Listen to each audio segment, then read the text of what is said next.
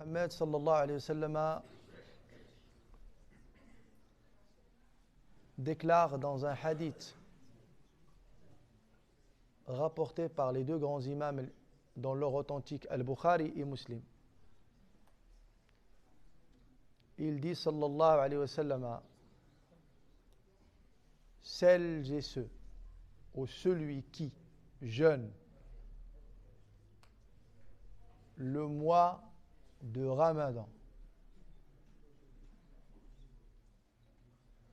poussé par sa foi et dans l'unique espoir de la récompense de Dieu, Allah Ta'ala lui absout la totalité de ses péchés. Man sama Ramadan imanan wa ihtisaban ghufira lahu ma taqaddama min dhanbihi. Celui qui jeûne le mois de Ramadan, poussé par sa foi et dans l'unique espoir de la récompense d'Allah subhanahu wa ta'ala, Allah lui pardonne la totalité de ses péchés. Ce hadith, très court, vient bâtir deux socles fondamentaux pour la validité de cette noble action, le jeûne du mois du Ramadan. Le hadith commence par une particule grammaticale, men, qui englobe l'ensemble des humains sans la moindre exception. Men sama. Men sama. Celui qui jeûne. Cette première particule grammaticale n'exclut absolument personne. Ni au niveau convictionnel, ni au niveau dogmatique, ni au niveau social, ni au niveau humain, ni quoi que ce soit.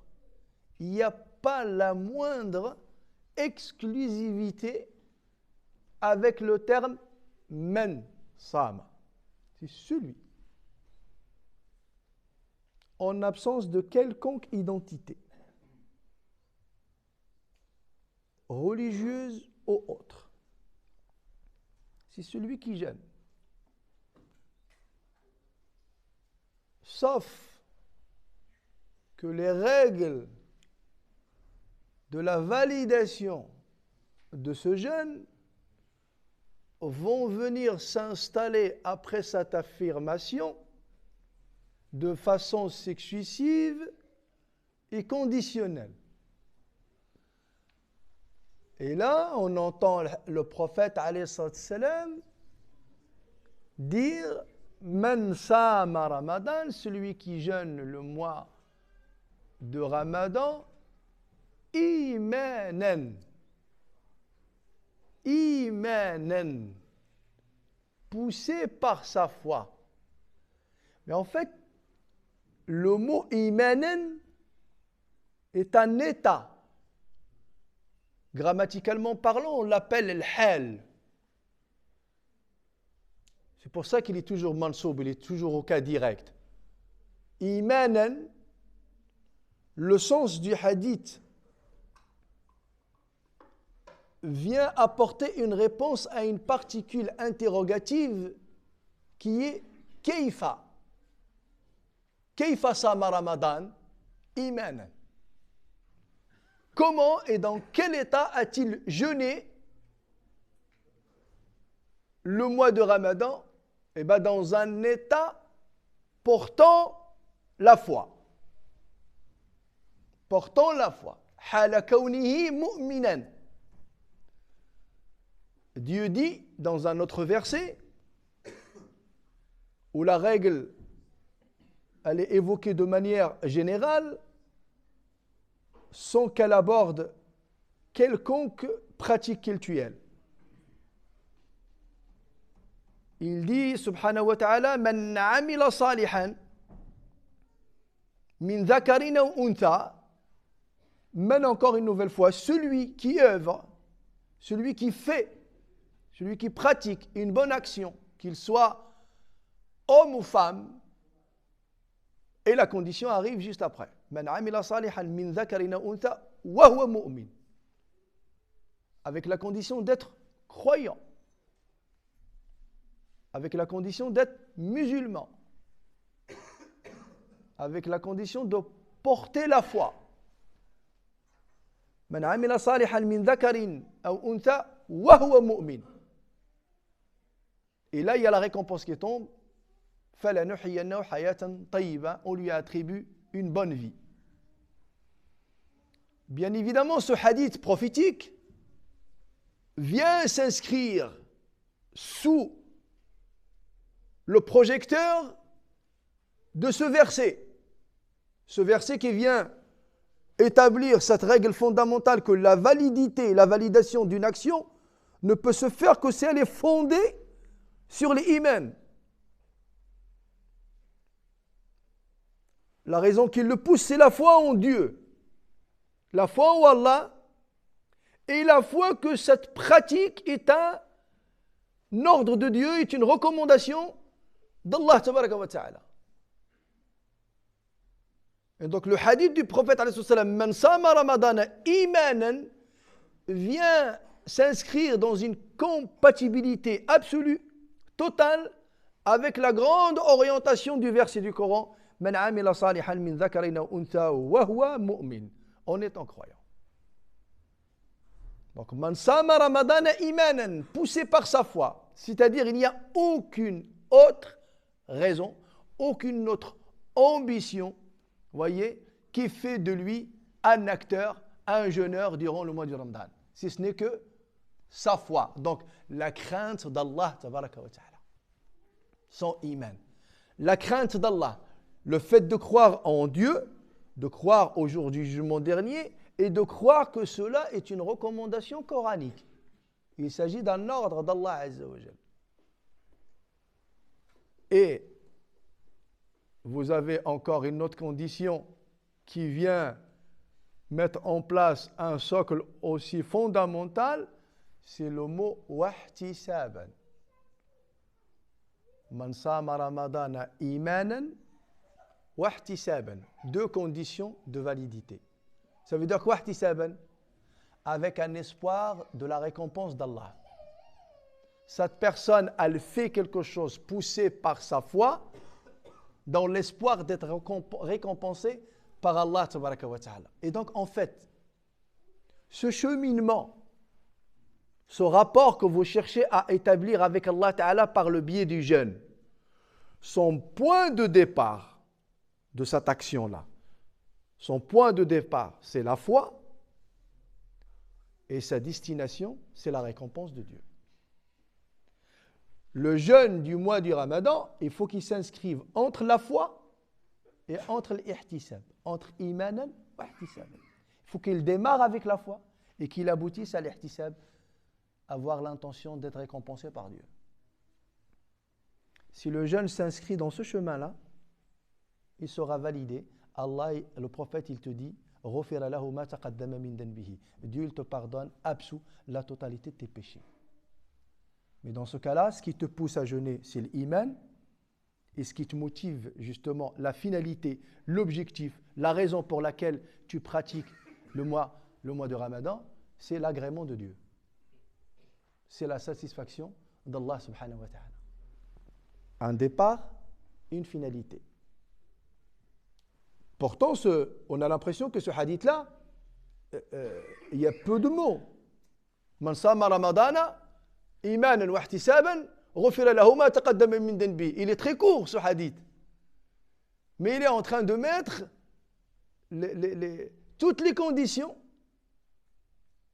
à travers lesquelles notre jeûne va être validé, il va être accepté par Allah tabaraka wa ta'ala, si ces deux conditions-là, elles sont respectées, poussées par la foi et dans l'unique espoir de la récompense d'Allah. Il n'y a aucun autre objectif.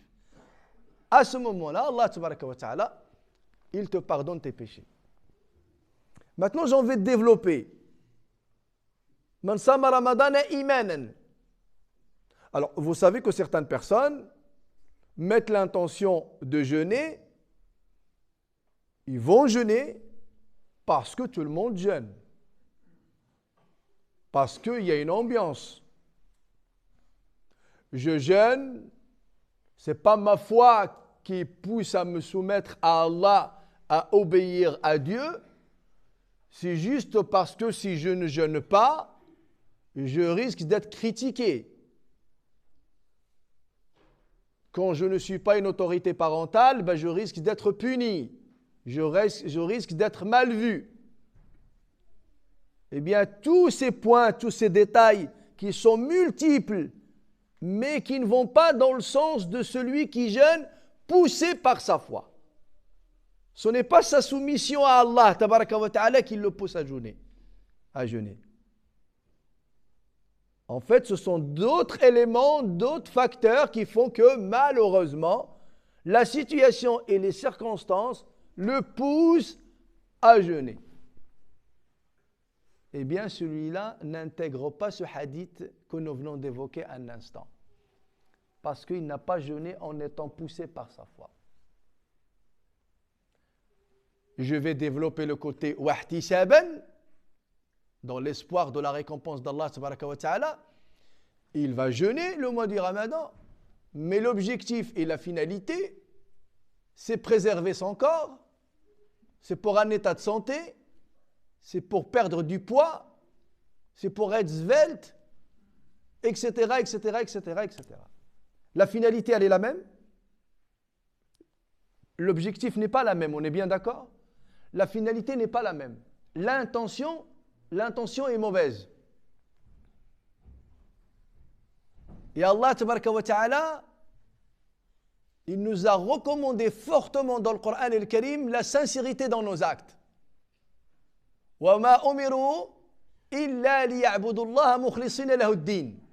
On ne leur a ordonné que d'adorer Allah tabaraka wa ta'ala en étant sincères dans leur religiosité. Lorsque vous allez entreprendre ce chemin de l'obéissance d'Allah tabaraka wa ta'ala, il faut vraiment que l'action elle soit faite pour plaire à Allah. Je n'ai pas un autre objectif, un objectif accessoire qui vient s'inscrire et s'installer parallèlement à l'action dans laquelle je suis. Non, c'est vraiment ça la finalité. Le prophète alayhi salam, quand il nous dit Man sama ramadana imanan wa ihtisaban ghufira lahu ma taqaddama min dhanbihi. C'est une énorme récompense. Vous imaginez, vous finissez le mois du Ramadan et la dernière nuit du mois de Ramadan, vous n'avez plus aucun péché d'inscrit. Il faut avoir présent à l'esprit cette récompense. Ghufira lahu ma taqaddama min dhanbihi. Quelqu'un qui vous dit, tiens, j'aimerais savoir s'il vous plaît, si je jeûne le mois du Ramadan, quelle serait ma récompense? Eh bien, c'est l'absolution totale de tes péchés.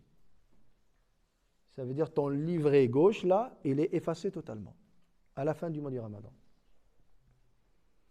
Et si tu as réussi à te faire pardonner la totalité de tes péchés, tu feras partie de ceux qui vont recevoir les cadeaux au moment où ils seront distribués juste après Salat al-Eid. Parce qu'il ne faut pas oublier, ayez aussi présent à l'esprit que le malaïka, à la sortie de tout l'ensemble des musallas et des mosquées, le malaïka, ils appellent ça Yawmul Ja'iza. Ils appellent l'Eid Yawmul Ja'iza. Le jour des cadeaux. Et le malaïka vient t'offrir un cadeau dès que tu viens de clôturer la prière de l'Eid. Mais malheureusement, encore une nouvelle fois, tout le monde n'a pas accès à ce cadeau. C'est uniquement ceux qui ont réussi à se faire pardonner pendant le mois du Ramadan. Parce qu'ils ont jeûné, poussés par l'iman, par la foi, et ils avaient vraiment comme objectif de plaire à Allah tabaraka wa ta'ala. Ceux-là, ils seront récompensés justement, non pas seulement par le fait de leur pardonner la totalité de leurs péchés, mais en même temps, subhanallah al-azim, ce cadeau qu'ils vont recevoir de la part de l'Malaïka. N'oubliez pas aussi une chose aussi très importante, cette liste épargnée du châtiment de l'enfer tous les soirs, durant tous les soirs du mois de Ramadan. Tous les soirs, il y a une liste. Allah tabaraka wa ta'ala sauve des âmes de l'enfer. Et donc, j'œuvre de manière à ce que si je ne suis pas choisi ou cité la première nuit, que je le sois la deuxième, que je le sois la troisième. En tout cas, il faut absolument, pendant ce mois, que mon nom soit cité.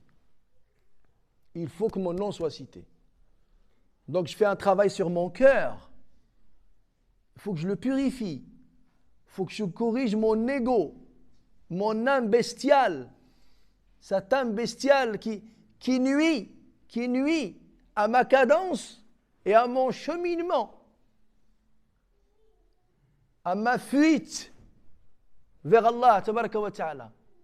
Il faut absolument que Ramadan, par le biais du jeûne et des veillées en prière, la lecture du Coran el-Karim, l'évocation, le dhikr d'Allah tabaraka wa ta'ala et l'invocation d'Allah tabaraka wa ta'ala, il faut vraiment que ce soit un moyen de me corriger et de faire subir une élévation à mon âme. Il faut que je ressente que je suis en train de monter intérieurement. Et il faut ressentir que l'âme est en train de grandir, qu'elle est en train de respirer, qu'elle est en train de savourer. Elle est en train de savourer les inclinaisons, les prosternations, la récitation du Coran, l'assiduité dans la maison d'Allah tabaraka wa ta'ala. Elle va aimer la bonté, elle va aimer et respirer la générosité, la bienfaisance, la bonne moralité, le bon comportement, le fait de penser aux pauvres, aux nécessiteux, le respect de la piété filiale, les membres de la famille, oncles, tantes, mères, pères, frères, sœurs, cousins, cousines, belle famille, le voisinage. Il faut que ces fruits-là apparaissent pendant le mois du Ramadan. Il faut que ça fleurisse. Il faut que ça fleurisse. C'est à ce moment-là que tu vois que vraiment ton cœur a été purifié de tout ce qui pourrait éventuellement aller vers de la mécréance, les ténèbres, vers de l'hypocrisie, voire même l'associationnisme, par des attitudes, par des actes, par des pensées, par des expressions, par parfois des croyances, de l'associationnisme dans notre manière d'agir, dans notre manière de jurer, etc. Purifier nos cœurs de l'inimitié, de l'animosité, de la jalousie, de la rancune, de la haine,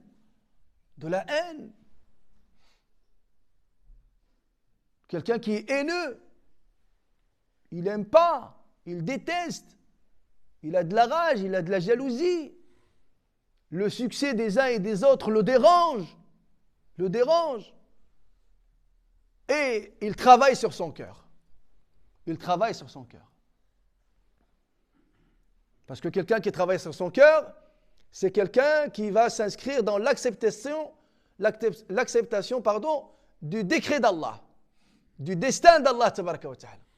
Et il sait que ces situations, elles sont prédestinées par Allah tabaraka wa ta'ala, et donc ces circonstances, il les accepte telles qu'elles sont. L'élévation de l'âme. L'âme, elle est ruinée quand elle est attachée au monde terrestre. Quand on la rend dépendante du monde terrestre. Mais quand on la libère par un ascétisme, par un débarras, lorsqu'on la détache par l'amour de Dieu, l'amour d'Allah tabaraka wa ta'ala, l'amour du prophète, multiplier et faire revivre la tradition prophétique, la sunna du prophète alayhi salam, car chaque tradition du prophète alayhi salam est une lumière. Et subhanallah al-azim, plus vous multipliez ces obéissances que je viens de vous dire, plus vous allez ressentir au fond de vous-même un éclaircissement. Plus il y a de la proximité d'Allah tabaraka wa ta'ala, plus on s'approche d'Allah azza wa jal, plus on s'approche de la lumière. Et quand on s'approche de la lumière, on voit mieux, on pense mieux, vous voyez, et on agit, on entreprend et on avance mieux parce qu'on est dans la clarté. On est dans la clarté. Et plus on s'éloigne d'Allah tabaraka wa ta'ala par le relâchement, par le délaissement des obéissances, plus on s'éloigne d'Allah tabaraka wa ta'ala par le biais du haram, du monde illicite, et ben plus on plonge dans les ténèbres, dans le noir, par l'éloignement de la lumière, et donc du coup tout devient noir, tout devient sombre. On n'arrive pas à discerner entre le bon chemin et le mauvais chemin, on ne sait plus prendre les bonnes décisions, on voit mal, on pense mal, on agit mal et on parle mal. Et on entend mal. Même quand les belles choses elles sont dites, eh ben nos oreilles les entendent mal. Parce qu'on a pris la décision d'être mauvais à l'intérieur et donc on a tendance à tout métamorphoser, à tout transformer en négatif. Après, on parle de mauvaise interprétation. Quelqu'un qui a le cœur sain et qui œuvre en tout cas pour avoir un qalb salim, même quand les choses elles sont dites maladroitement, elles sont interprétées positivement. Parce qu'il a pris la décision de voir clair, de voir positif, de voir bien. Et la personne, quand elle régresse dans la foi et dans la clarté et dans la lumière, même quand tu fais l'effort de dire les choses comme il se doit, lui a déjà au préalable pris la décision de les entendre négativement et de les interpréter de façon mauvaise. Parce que c'est un état d'esprit. C'est un état d'esprit. Vous savez, il y avait un savant, je vais ouvrir cette petite parenthèse, il y avait un savant assis dans un petit village. À l'époque de Hassan al-Basri, Abdullah ibn al-Mubarak, ce sont les ascètes. Retenez ce petit rappel, il est important. Et ce savant-là, il était assis, un vieil homme, un homme de savoir et un homme de sagesse. Il est assis et un étranger arrive. Un étranger, il a quitté son village. Et il vient pour s'installer dans ce nouveau village, où il y a ce grand cheikh qui n'est pas connu en tant que cheikh. C'est juste un vieil homme. Celui qui le voit, c'est un vieil homme. Et il lui dit « Salam alaykoum ». Il lui dit « Wa alaykoum salam ». Il lui dit « S'il vous plaît, je viens d'un autre village et j'ai l'intention de m'installer dans ce village-là, mais j'aimerais savoir comment ils sont les gens ici dans ce village. » Vous voyez, quelqu'un qui veut s'informer avant de s'installer. Comment ils sont les gens dans ce village? Il lui a dit « Et comment sont les gens dans le village que tu as laissé ?» Il lui a dit « Ils sont mauvais. C'est pour ça que je quitte le village. » Galé, ben ici aussi, ils sont mauvais. Quelques jours plus tard, il y a un autre étranger qui arrive.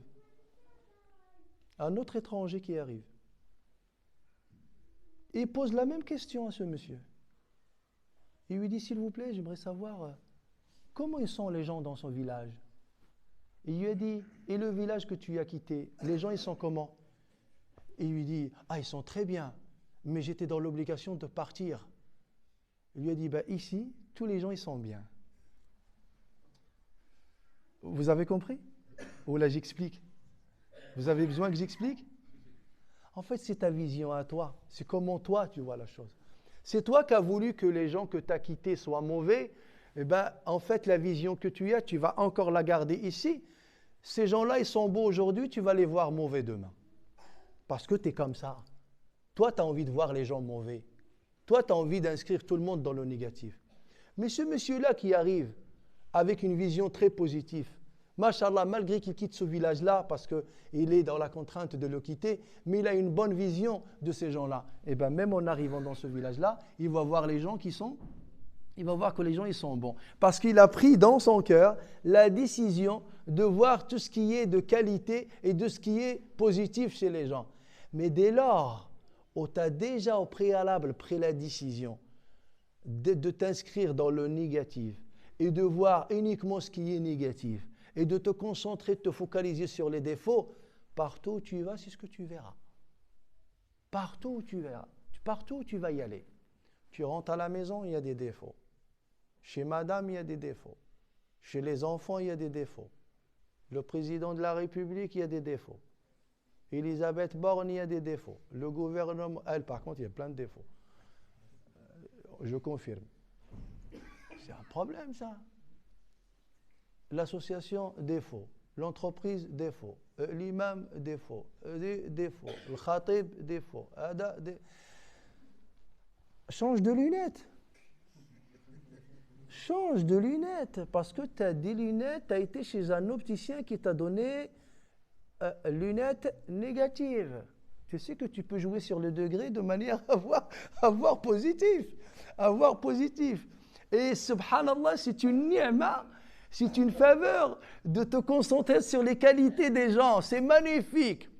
C'est magnifique. Et il y a même une belle expression de l'imam al-Fudayl ibn Iyad, rahimahullah ta'ala. Il a vu une personne qui luttait. Il lutte, miskin, dans les relations sociales pour qu'il ait une très bonne relation avec tout le monde. Mais vraiment, il lutte. Il cherche à plaire à tout le monde, il fait plaisir à tout le monde, etc. Et il le voit, le Fudayl ibn Iyad, il lui dit, viens. Il lui dit, ne te fatigue jamais à essayer de convaincre celui qui a déjà pris la décision de mal te comprendre. Celui qui ne t'a pas compris, c'est pas grave, il ne t'a pas compris. Explique-lui. Mais celui que tu ressens qu'il a déjà pris avant de lui expliquer quoi que ce soit, lui, il est déjà déterminé que quand tu vas parler, Inch'Allah, je vais mal te comprendre. Donc, tu as beau argumenter. Il y a une décision prise au préalable. Vous voyez? Et ça, c'est très important. Bon, c'était une petite parenthèse. C'est pour vous dire, quand on se concentre sur les qualités, comme une abeille, comme une abeille. Une abeille, regardez, par disposition naturelle, par la tradition fitratique, elle va uniquement aller chercher le nectar de qualité là où il faut pour donner un très bon produit. Et c'est ça le musulman. Le musulman, c'est une abeille. Il va vraiment chercher, vous voyez, les bonnes choses. Et en plus, c'est vraiment une belle image, parce qu'il ne pique que lorsqu'il est menacé. Il ne pique jamais en général. Sauf lorsqu'il y a une menace. Vous avez vu l'abeille? L'abeille, elle tourne autour de toi, il n'y a pas de problème. Mais dès que elle voit que tu es en train de vouloir nuire, là, elle se sacrifie. L'abeille, c'est un kamikaze. Elle est d'origine palestinienne. Elle se tue, mais malgré elle te laisse une petite douleur. Elle sacrifie sa vie. Subhanallah al-Azim. واش نتوما اباي ولا شنو الله يوفقنا يا رب. Alors il y a un deuxième hadith qui vient aussi s'inscrire dans la complémentarité du jeûne. Man qama ramadana imanan wa ihtisaban. Et là vraiment j'ai envie d'ouvrir cette parenthèse là. Ne vous inquiétez pas que le jeûne pendant le mois du Ramadan au niveau fiqh, on va inchallah ta'ala faire beaucoup d'interventions là-dessus de manière vraiment à traiter le côté juridique, le côté fiqh. Les conditions de validité, les obligations, les traditions, etc., ce qui est déconseillé, on l'abordera de manière détaillée pour apprendre un maximum sur cette pratique, pour vraiment être informé comme il se doit. Après, il y a le qiyam. Le qiyam qui, pour moi, je pense, subhanallah al-azim, quand j'observe l'attitude d'une bonne moitié de notre communauté, ils n'ont pas encore compris. Le prophète, quand il dit « Man qama Ramadan imanan wa ihtisaban ghufira lahu ma taqaddama min dhanbihi » Celui qui fait le qiyam, celui qui veille durant les nuits du mois du Ramadan, encore une nouvelle fois, poussé par sa foi et dans l'unique espoir. Regardez ces deux règles qui reviennent encore dans ce hadith. qui ne parle plus du siyam, il parle de l'qiyam. Imanan wa ihtisaban. Ces deux conditions-là, on ne peut pas faire abstraction. Nous sommes dans l'obligation de les reciter à nouveau, parce que c'est une règle. Mais vous savez, c'est quoi la condition? C'est man qama Ramadan. Quand tu fais derrière l'imam 2 rak'at et tu rentres chez toi, tu n'as pas fait qama Ramadan. Quand tu fais 4 rak'at et tu rentres, tu n'as pas fait qama Ramadan. Quand tu fais 6 rak'at et tu rentres, tu n'as pas fait man qama Ramadan. Tu n'as fait ni l'un ni l'autre. Tu as fait des prières surérogatoires et tu es rentré.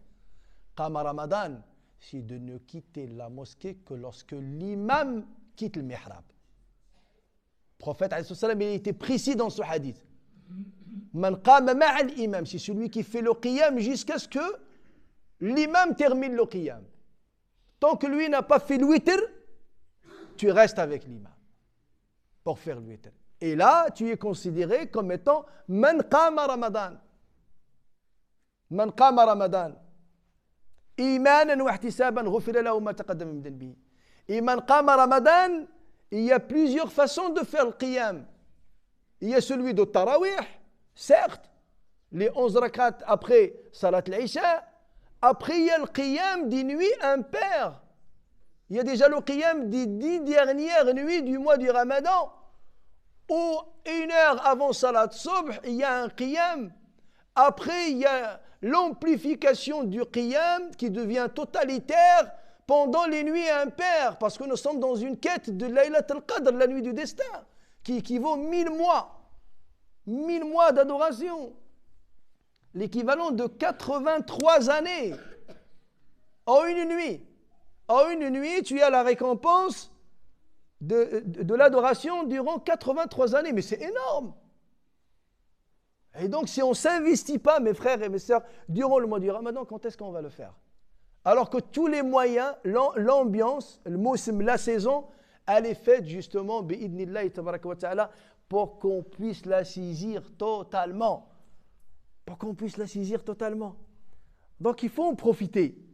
Et donc, ce qiyam, quand je vois, façon de parler, je ne vois pas, mais on me le dit. On me le dit, parce que moi, dès que je dis salam alaykoum, je me lève pour la deuxième rak'at, Allahu Akbar. Et on vient me voir de temps en temps, il me dit, ouais, si Saïd, s'il te plaît, quand tu dis salam alaykoum au 2 rak'at, est-ce que tu peux attendre de ne pas entamer les deux autres unités, parce que comme il y en a au fond qui sortent, ça fait du vide dans les rangs, et les gens, il faut qu'ils avancent. Vous voyez, vous avez tous vécu ça, au fond. Vous voyez, ça provoque quand même un désordre. Ça provoque un désordre. Mais regardez à quel point, ça veut dire le désordre qui est au fond, vient jusqu'à impacter le mihrab ici.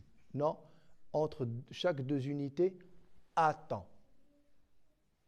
Mais justement, on ne veut pas laisser justement de temps pour se distraire. C'est quand on enchaîne les unités les unes après les autres, c'est pour rester dans une concentration justement et rester avec ce lien du Coran, le rythme du Coran et le Karim. C'est très important de se mettre dans ces conditions-là. Parce que si vous faites 2 rak'at et après on doit parler à droite, on doit parler à gauche, et vous avez remarqué que pendant Ramadan, dès que tu donnes une pause, dès que tu donnes une petite pause, qu'est-ce qu'on entend? Les bouteilles. Les radiateurs, ils sont secs. Bon, c'est bien de boire, mais les bouteilles, les gobelets. Et on entend ce bruit. Et subhanallah al-azim qui nous fait sortir de cette spiritualité, de cette concentration. Et après, ceux qui vont se lever juste après les quelques prières, parce qu'il y a les salam alek, parce qu'il y a les accolades, parce qu'il ne l'a pas croisé, ça fait 6 mois. Il dit, ah, mashallah, tu viens à la mosquée maintenant, barakallahu fik. Et il tient une conversation pendant tout le trajet. Mon frère, tu déranges. Et aussi les frères, et surtout les sœurs, qui sont accompagnés de leurs enfants. C'est bien d'être accompagné. Mais ma sœur, il ne faut pas que cet accompagnement, à part ton enfant, nuit aux autres musulmans. Il y en a dans leur tête, mais moi aussi j'ai des enfants à la maison, bon sang de bonsoir, mais je ne les ai pas ramenés pour ne pas déranger les autres.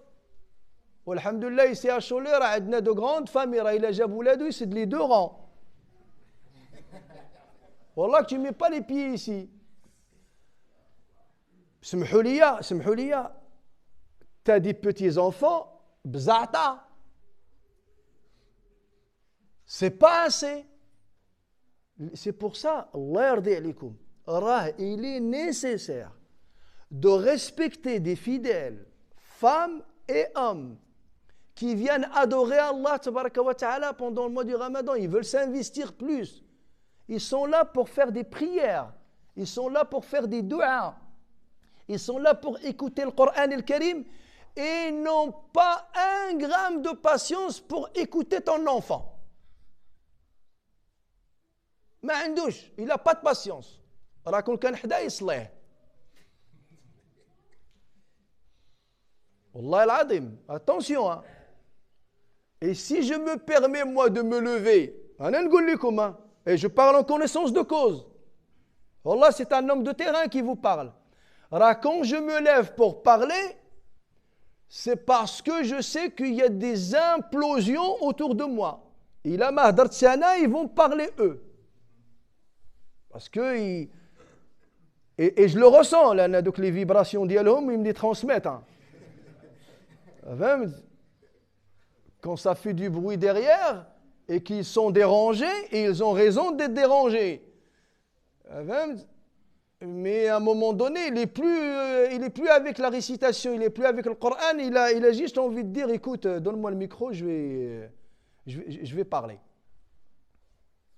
Et c'est pour ça, Akhil Karim, Allah yajazik bi khair, si tu es dans une situation où tu vois que effectivement les enfants que tu as sont intenables et qui ne vont pas prier à côté de toi et qui ne vont pas respecter l'environnement qui est la maison d'Allah tabaraka wa ta'ala, tu es dans l'obligation, quand je dis qu'ils sont intenables et qu'ils ne sont pas encore assez éduqués, je ne dis pas bien élevés, je dis assez éduqués pour comprendre qu'ils sont dans la maison d'Allah tabaraka wa ta'ala qui nécessite un respect, qui nécessite une sérénité, qui nécessite un ordre. Allah yardi alik, tu n'as pas le droit de bafouer l'état d'un autre musulman qui a envie de s'opposer pendant le mois de Ramadan. Il y en a, ils s'investissent énormément pendant le mois du Ramadan dans le Coran, dans le jeûne, dans les prières surrogatoires, et ils aimeraient ne pas être dérangés. Ils aimeraient ne pas être dérangés. Est-ce qu'ils ont le droit qu'on les respecte? On est bien d'accord. C'est leur droit d'être respectés. C'est leur droit d'être respectés. Et donc, n'essaye pas de me convaincre que lorsque tu ramènes un enfant de 3 ans, ou là de 4 ans, ou là de 5 ans, alors tu es en train de donner une bonne éducation à tes enfants.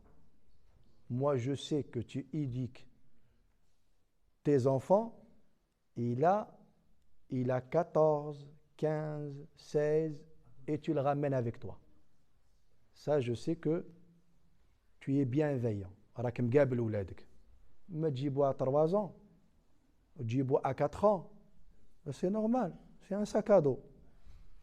C'est un sac à dos, tu le prends, tu le mets là. Tu le ramènes même al mihrab si tu veux. Mais ramène-moi un jeune de 16 ans, de 17 ans. Ramène un jeune de 19 ans, un jeune de 20 ans qui est en pleine crise, qui a d'autres passions, qui a d'autres ambitions, d'autres envies. Malgré ça, tu lui dis non, c'est la mosquée, c'est le Coran, c'est Ramadan, il faut s'engager, il faut s'investir. À l'âge de 6 ans, 7 ans, ça c'est facile, arrête de te mentir. Alors la grande preuve que tu éduques bien tes enfants, ce n'est pas à cet âge-là, c'est plus tard. C'est plus tard, ça commence maintenant, mais le résultat de la vraie éducation, tu le verras plus tard. Et c'est là où tu vas t'apercevoir, est-ce que vraiment tu as œuvré comme il fallait ou pas. C'est clair. Allah yardi alaykoum, transmettez tous ce message de manière, Allah yardi alaykoum, que ce message-là, bi'idnillah, par la grâce d'Allah tabaraka wa ta'ala, ne soit pas répété durant le mois du Ramadan. Vous ne pouvez pas imaginer à quel point on est content, alhamdulillah, rabbil alamin, de se retrouver dans la maison d'Allah tabaraka wa ta'ala, dans les prières pour rompre le jeûne ensemble. Il y a des repas qui vont être offerts, il y a des généreux qui vont être présents avec nous, il y a des personnes qui vont venir prier. C'est une ambiance magnifique. C'est pour ça qu'il ne faut pas la gâcher.